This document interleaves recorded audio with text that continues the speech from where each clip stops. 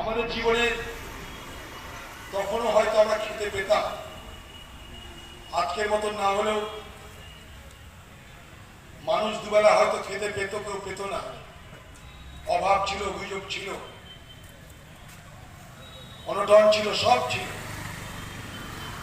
কিন্তু সবকিছুকে ছাপিয়ে সেদিন মানুষের জীবনে প্রশ্ন হয়ে দেখা দিয়েছিল ভারতীয়দের জীবনে যে আমরা পরাধীন থাকবো না আমরা স্বাধীন।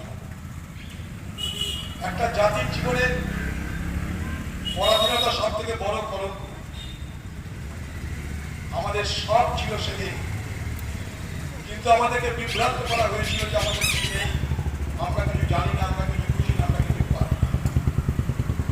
সেদিন ব্রিটিশের হাতে ক্ষমতা ছিল,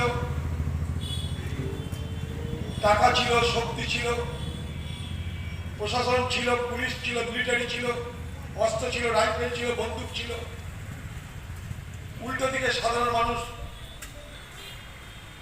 তাদের কাছে না ছিল অর্থ, না ছিল শক্তি, না ছিল অস্ত্র, কিন্তু তাদের মধ্যে, তাদের হৃদয়ের মধ্যে